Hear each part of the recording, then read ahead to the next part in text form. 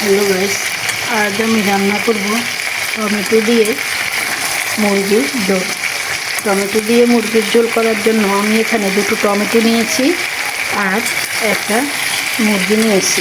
মুরগিটা অবশ্য সাদা মুরগি, তাই টমেটো দিয়ে মুরগির ঝোল করার জন্য মুরগিটাকে আমি ভালো করে ভেজে আলুগুলোর সাথে দিয়ে ভালো করে মাংসটা কষিয়ে নিচ্ছি। মাংসটা আমার কষানো হয়ে গেছে। এবার আমি এতে পরিমাণ মতো জল দিয়ে দেব।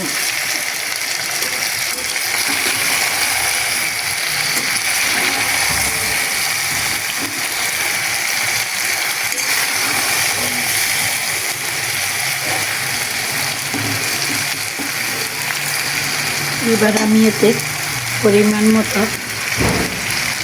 জল দিয়ে দেব।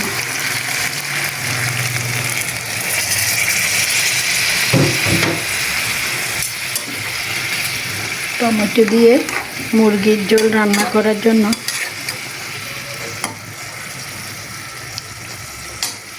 আমি মুরগির সাথে মুরগিগুলো ভাজার সময় মশলা দিয়ে ভালো করে মেখে রেখেছি। কিছুক্ষণ পরে মুরগিগুলোকে ভালোভাবে একটু হালকা ভাজা দিয়ে তারপর তেলের মাঝে মশলা দিয়ে কষিয়ে নিলাম। তৈরি হয়ে গেল টমেটো ধনিয়া পাতা দিয়ে মুরগির মাংস রান্না। এবার আমি ধনিয়া পাতাগুলো উপর দিয়ে ছিটিয়ে দেব।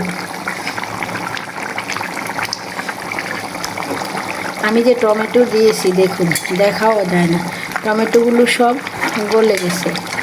গালিয়ে ফেলবেন, এতে ঝোলটা খেতে খুব সুস্বাদু লাগবে। টমেটো ধনিয়া পাতা দিয়ে মুরগির মাংস। আসলে আমরা মাঝে মাঝে রুচির পরিবর্তনের জন্য কিছু রান্না নিজের থেকেই মনের থেকেই তৈরি করে নিয়ে রান্না করতে পারি। রান্না করে খেয়ে দেখবেন, আসলেও সুস্বাদু। দেখুন আমার তরকারি, টমেটো ধনিয়া পাতা দিয়ে মুরগির মাংস। কালারটা খুব সুন্দর, এক্সিলেন্ট।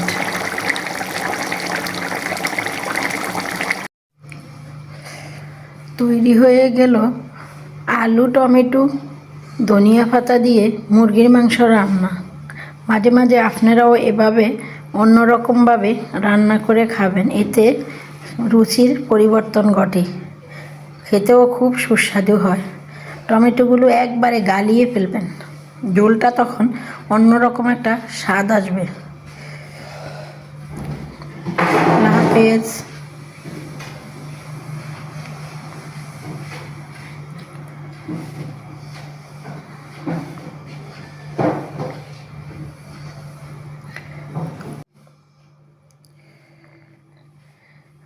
আলু টমেটো